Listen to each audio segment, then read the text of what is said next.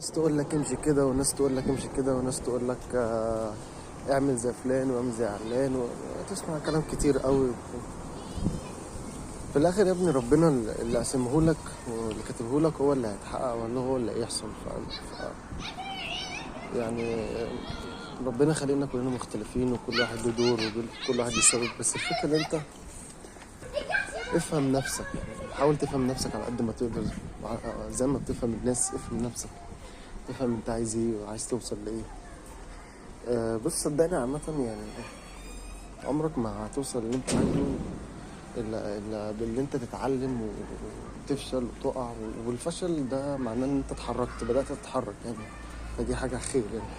اللي ما فشلش ده معناه ان هو في مكانه، انا خايف اتحرك يعني، انا خايف اتحرك انا هقع. فانت الفشل بيجيب نجاح، والنجاح ممكن يبقى بعده فشل وترجع تاني للنجاح. وهي دي الحياة يعني، الحياة مش كلها بمب. فانت اهم حاجة بس ما تجلدش نفسك، اشتغل، اتعلم وتطور وجرب، وارمي نفسك في الحاجة. يعني ارمي نفسك في الحاجة وما تفكرش كتير، ارمي نفسك على طول وجرب وحاول ولقيت الطريق ده مش سالك، فاهم، ارجع منه وشوف طريق تاني مش جاي معاك، شوف غيره، فاهم قصدي.